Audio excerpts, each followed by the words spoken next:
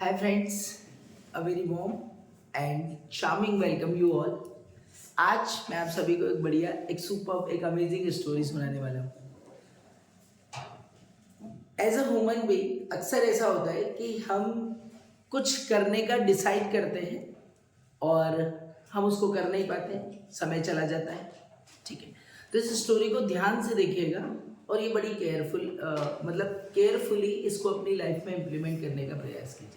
तो एक स्टोरी है एक छोटे से बच्चे की।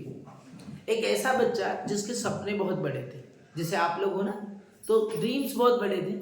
और ड्रीम क्या था कि सभी लोग बहुत बड़ा आदमी बनना चाहते, बड़ा आदमी बनना चाहते मतलब कोई अच्छा पद पाना चाहते।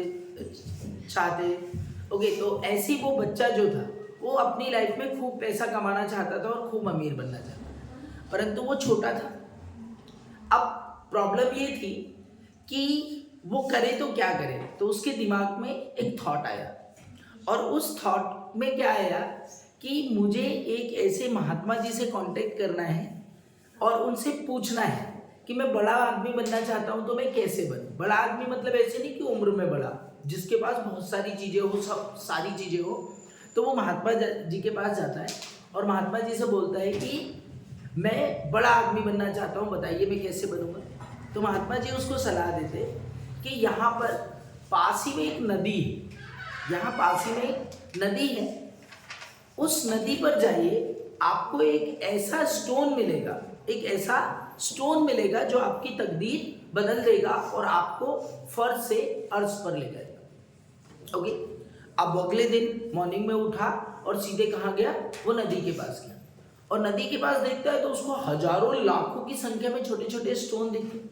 वो बड़ा कंफ्यूज होता है कि यार इन स्टोन्स में मैं कैसे पहचानूंगा उस स्टोन को कि जो मेरे लिए स्पेशली बना हुआ है।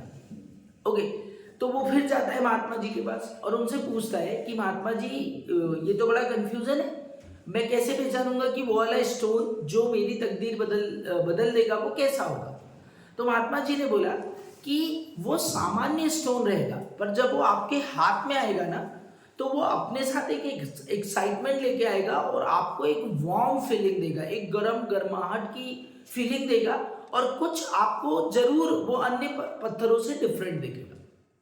बच्चा जाता है फिर नदी के पास, शुरू करता है तो वो पत्थर छाटने लगता है, पत्थर उठाता है फिर उसको पानी में फेंकता है, पत्थर उठाता है पानी में फेंकता है। अब वो कंफ्यूज कि मैंने कौन से पत्थर को टच कर चुका हूं, कहीं वही पत्थर वापस तो नहीं आए। क्यों? क्योंकि क्या होता है, लहरें जब आती है तो आप कितनी भी चीजों को अलग अलग कर दीजिए वो मिला देती है ना। जैसे भाई मान लीजिए मैंने दो ग्रुप बनाए, पत्थर उठा के इधर रखा, पत्थर उठा के इधर रखा, जब लहरें आई तो उस पत्थर को क्या किया, उसने समेट दिया। तो उस बच्चे ने एक ट्रिक अपनाई कि वो क्या करता, स्टोन उठाता और उस स्टोन को नदी में फेंक देता, दूर तक फेंक देता। ठीक है, अब ऐसा वो रोज करने लगा, एक दिन, 2 दिन, 4 दिन, 5 दिन, 6 दिन, 10 दिन, ऐसा करते करते 4 से 6 महीने बीत गए। अब वो बच्चा एक्सपर्ट हो गया, वो क्या करता, स्टोन उठाता और फेंकता, स्टोन उठाता और फेंकता, और फाइनली वो डे आ जाता है जिस दिन उसकी तकदीर बदलने वाली होती है और उसको वो स्टोन मिलने वाला होता है। और वो स्टोन जैसे ही उसके हाथ में आता है तो अब उसके हैंड को किस तरह से हैबिट हो गई है कि उठाना है स्टोन और कहाँ फेंकना है, नदी में फेंकना है।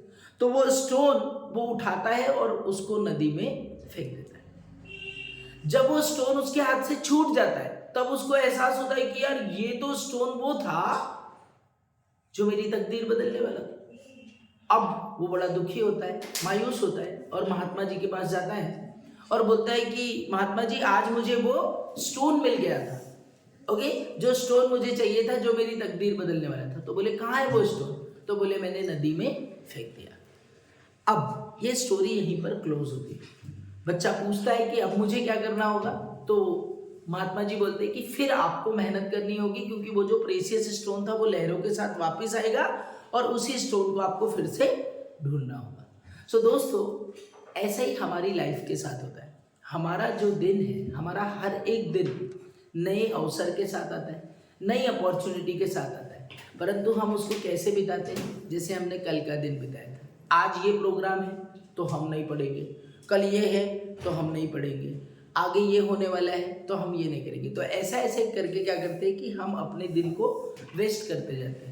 और जब हमारे माइंड को हैबिट हो जाती है दिन को वेस्ट करने की, तो जब हमारे पास कोई अच्छी अपॉर्चुनिटी आती है तो उस दिन को भी हम कैसे लेते हैं, जैसी हमको हैबिट है, और वो अपॉर्चुनिटी हमारे पास से चले जाती है और फिर हमको एहसास होता है कि अरे यार मुझे तो ये कर लेना। तो यही आप सभी बच्चों से मेरा सजेशन है कि जब भी कोई एक्टिविटी हो आपके स्कूल में, कॉलेज में, कोई भी इवेंट हो, तो आप कोशिश करिए कि आप उसमें पार्टिसिपेट करो। क्यों? क्योंकि वो अपॉर्चुनिटी चले जाएगी और आपको बाद में रियलाइज होगा कि मैं इसको कर सकता था। ऐसे ही ये जो आपको स्टडी टाइम मिला है इसको यूटिलाइज कीजिए, क्योंकि यदि अभी नहीं पढ़ेंगे आप, यदि अभी नहीं पढ़ेंगे तो ये समय निकल जाएगा और वही सारी चीज़ें हमको फिर से करनी होगी। इसलिए अपने हर दिन को वैल्यू दीजिए और हर दिन कुछ नया करने का प्रयास कीजिए जो कि आपकी लाइफ को चेंज करे। Thank you for watching this video and we shall meet in next video. Hope so आपको ये स्टोरी अच्छी लगी होगी। अगर आपको अच्छी लगी तो just like, share and subscribe this.